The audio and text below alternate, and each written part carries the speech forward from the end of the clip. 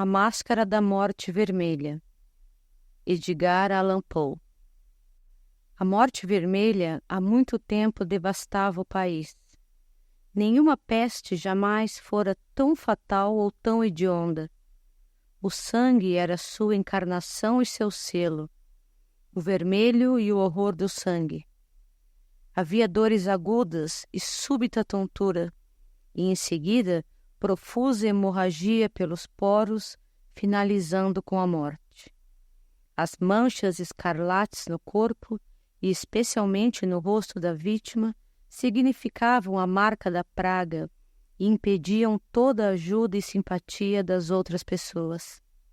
E toda a contaminação, progresso e término da doença duravam meia hora. Mas o príncipe próspero era feliz, destemido e sagaz. Quando seus domínios estavam bastante despovoados, ele convocou à sua presença 1000 amigos sadios e irreverentes entre os cavaleiros e damas da sua corte, e com estes retiraram-se para a profunda reclusão de uma de suas abadias fortificadas. Era uma estrutura ampla, magnífica, criação do próprio gosto excêntrico e augusto do príncipe. Uma muralha forte e alta a cercava. Essa muralha tinha portões de ferro. Os cortesãos, tendo entrado, trouxeram forjas e martelos e soldaram as trancas. Resolveram não deixar nenhuma forma de entrar nem sair aos repentinos impulsos de desespero ou do frenesi. A abadia tinha muitas provisões. Com tais precauções, os cortesãos poderiam desafiar o contágio. O mundo externo poderia cuidar de si mesmo. Enquanto isso, era tolice chorar ou pensar. O príncipe tinha providenciado tudo o que era necessário para o prazer. Havia bufões, improvisadores, bailarinos, músicos, havia beleza e vinho. Dentro havia tudo isso e segurança. Do lado de fora estava a morte vermelha. Foi no final do 5º ou 6º mês de sua reclusão, e enquanto a peste se enfurecia cada vez mais no exterior, que o príncipe próspero resolveu entreter seus 1000 amigos com um baile de máscaras da mais incomum magnificência. Era uma cena voluptuosa, aquela festa mascarada. Mas primeiro deixe-me falar dos cômodos em que era realizada. Eram 7, uma suíte majestosa. Em muitos palácios, no entanto, essas suítes formam uma galeria longa e reta, pois as portas duplas deslizam quase até as paredes de cada lado, de modo que não haja impedimentos para visualizar toda a extensão. Aqui o caso era muito diferente, como poderia ser esperado do amor do príncipe pelo bizarro. Os aposentos estavam dispostos tão irregularmente que a visão envolvia pouco mais que um de cada vez. Havia uma curva acentuada a cada 20 ou 30 metros, e a cada curva um novo efeito. À direita e à esquerda, no meio de cada parede, uma janela gótica alta, estreita, dava para um corredor fechado que seguia a suíte sinuosa. Essas janelas eram de vitrais cuja cor variava de acordo com o tom predominante das decorações do aposento para o qual ela se abria. Se a da extremidade leste estava pintada, por exemplo, de azul, vividamente azuis eram suas janelas. O segundo quarto era roxo em seus ornamentos e tapeçarias, e aqui as vidraças eram roxas. O terceiro era totalmente verde, assim como os batentes das janelas. O quarto estava mobiliado e iluminado de laranja, o 5º de branco, o 6º de violeta. O 7º aposento estava coberto com tapeçaria de veludo preto, que pendia do teto e das paredes, caindo em dobras pesadas sobre um tapete do mesmo material e tonalidade. Mas só neste aposento A cor das janelas não combinavam com as decorações. Os vitrais aqui eram escarlates, uma cor de sangue profundo. Embora houvesse uma profusão de ornamentos dourados, espalhados de um lado ou do outro ou pendurados do teto, em nenhum dos 7 aposentos havia uma lâmpada ou candelabro. Não havia luz de nenhum tipo emanando das lâmpadas ou velas dentro do conjunto de aposentos. Mas nos corredores que atravessavam toda a suíte, havia diante de cada janela um pesado tripé com um braseiro de fogo que projetava seus raios através do vidro escurecido, e iluminava com intensidade o aposento. E assim eram produzidas uma multidão de aparições berrantes e fantásticas. Mas no aposento ocidental ou negro, o efeito da luz do fogo que fluía sobre as cortinas escuras, através das vidraças tingidas de sangue, era extremamente medonho e produzia uma impressão tão selvagem sobre o semblante dos que entravam, que havia poucos convidados que ousavam colocar os pés no recinto. Também havia neste aposento, que estava contra a parede oeste, um gigante relógio de ébano. Seu pêndulo balançava de um lado para o outro com um som fraco, pesado e monótono, e quando o ponteiro do minuto completava seu circuito e a hora deveria ser atingida, vinha das entranhas do relógio um som claro, alto, profundo e extremamente musical, mas de uma nota tão peculiar e enfática que a cada lapso de hora os músicos da orquestra eram obrigados a fazer uma pausa, momentaneamente, em sua apresentação, para ouvir o som. E assim os que estavam dançando valsa eram forçados a parar suas evoluções. Havia um breve desconcerto de todo o alegre grupo. Enquanto os toques do relógio ressoavam, observava-se que os mais agitados ficavam pálidos e os mais idosos e tranquilos passavam as mãos na testa, como se estivessem confusos ou meditando. Mas quando os ecos cessavam completamente, uma leve risada impregnava a reunião. Os músicos se entreolhavam e sorriam, como se estivessem nervosos e loucos, e faziam promessas em sussurros, um para o outro, que a próxima vez que o relógio tocasse, não iria produzir neles nenhuma emoção semelhante. Mas então, após o lapso de 60 minutos, que abrange 3.600 segundos do tempo que voa, havia mais um toque do relógio, o mesmo desconcerto, tremor e meditação de antes. Mas apesar dessas coisas, era uma festa divertida e magnífica. Os gostos do príncipe eram peculiares. Ele tinha um bom olho para cores e efeitos. Desdenhava os caprichos da mera moda. Seus planos eram ousados e ardentes, e suas concepções tinham bárbaro esplendor. Alguns pensariam que estava louco. Seus seguidores não concordavam. Era necessário ouvi-lo, vê-lo e tocá-lo para ter certeza de que não estava. Ele tinha se ocupado pessoalmente, em grande parte, da decoração dos 7 aposentos, por ocasião desta grande fête, e foi seu próprio gosto orientador que tinha dado caráter aos mascarados. Tenho certeza que eram grotescos. Havia muito brilho e purpurina e atrevimento e fantasias, muito do que foi visto depois em Hernani. Havia figuras arabescas com membros e móveis inadequados. Havia fantasias delirantes como as do louco. Havia muito do belo, muito do libertino, muito do bizarro, algo do terrível e nem um pouco daquilo que poderia ter criado desgosto.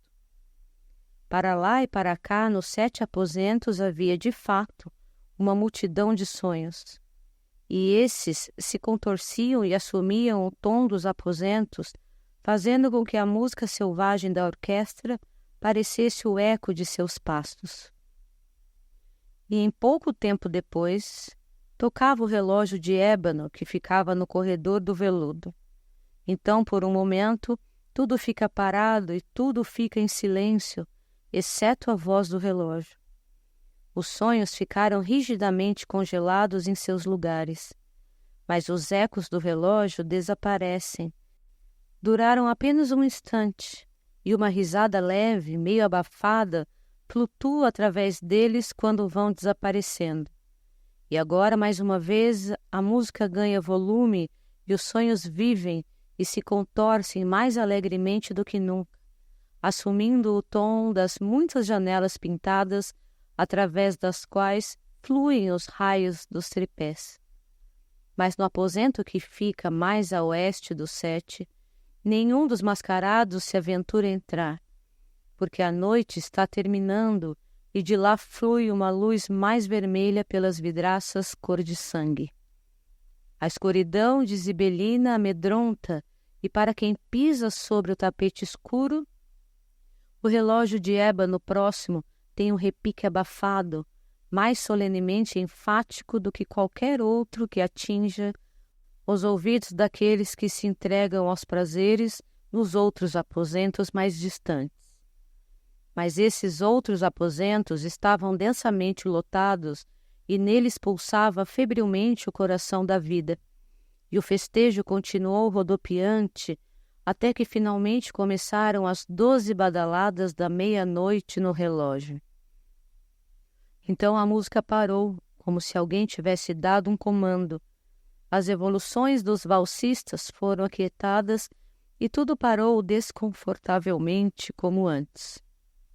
Mas agora o relógio devia bater 12 vezes, e por isso, talvez, os pensamentos do grupo de participantes da festa foram mais demorados e profundos. E assim também, talvez tenha acontecido que antes que os últimos ecos da última batida tivessem acabado totalmente, muitos indivíduos na multidão tiveram tempo para perceber a presença de uma figura mascarada que não tinha chamado a atenção de ninguém antes.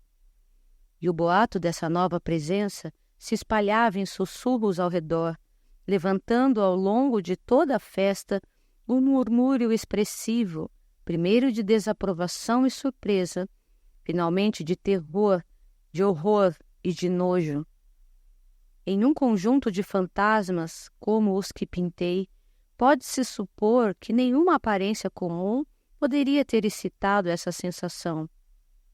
Na verdade, a liberdade das máscaras da noite era quase ilimitada, mas a figura em questão tinha superado a de Herodes e ultrapassado os limites do próprio decoro indefinido do príncipe.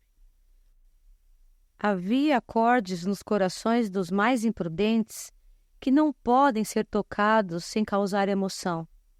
Mesmo com os totalmente perdidos, para quem a vida e a morte são brincadeiras iguais, há questões que não devem ser tocadas.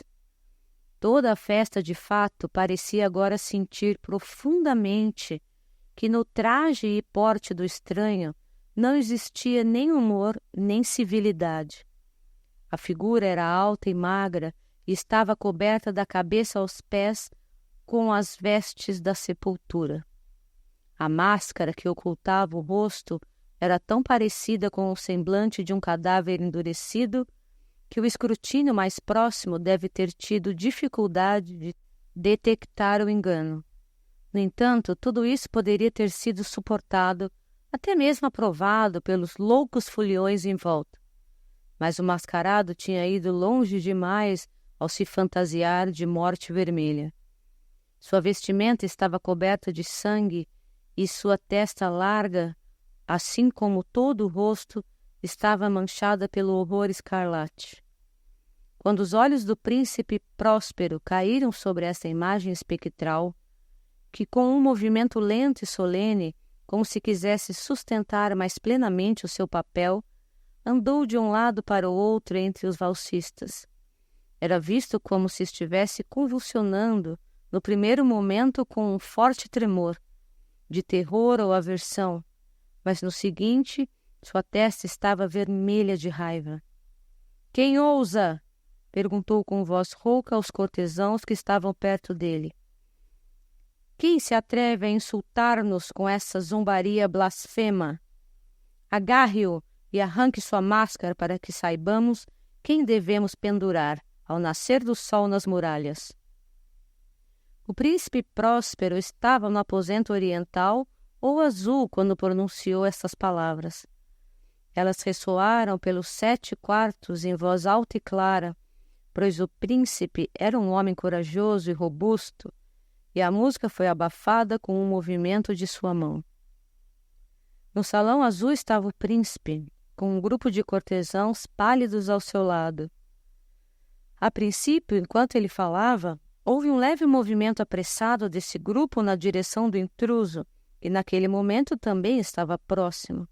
E agora, com o passo deliberado e imponente, aproximava-se mais do locutor. Mas, com um certo temor sem nome que a loucura aparência do mascarado tinha inspirado em toda a festa, ninguém quis levantar uma mão para agarrá-lo, de modo que, desimpedido, passou a 1 metro do príncipe, enquanto todo o grupo, como se com um impulso, se encolhia do centro dos quartos para as paredes, ele seguiu seu caminho sem ser interrompido, mas com o mesmo passo solene e medido que o distinguia desde o começo, do aposento azul para o púrpura, do púrpura para o verde, do verde para o laranja, deste para o branco e até mesmo para o violeta, antes que um movimento decidido tivesse sido feito para detê-lo. Foi então que o príncipe Próspero, enlouquecido de raiva e vergonha da sua própria covardia momentânea, correu apressadamente pelos 6 quartos, apesar de que ninguém o seguiu, pois um terror mortal tinha se apoderado de todos. Ele ergueu uma adaga desembainhada e se aproximou, em rápida impetuosidade, a 1 metro da figura que caminhava, quando esta, tendo atingido a extremidade do aposento de veludo, virou-se subitamente e confrontou seu perseguidor. Houve um grito agudo e o punhal caiu brilhando sobre o carpete, e sobre este caiu instantaneamente morto o príncipe Próspero. Então, juntando a coragem selvagem do desespero, uma multidão de foliões imediatamente correu para o aposento negro e, agarrando o mascarado, cuja figura alta tinha ficado ereta e imóvel, à sombra do relógio de ébano, retrocedeu horrorizada ao descobrir que a roupa mortuária e a máscara de cadáver, que tinham puxado com uma grosseria violenta, não possuía nenhuma forma tangível. E agora tinham reconhecido a presença da morte vermelha. Ela veio como um ladrão na noite, e um a um caíram os foliões nos corredores cheios de sangue de seu festejo, e morreram na posição desesperada de sua queda. E a vida do relógio de ébano desapareceu com a do último dos convidados da festa. E as chamas dos tripés se apagaram, e a escuridão, decadência e a morte vermelha mantiveram um domínio ilimitado sobre todos.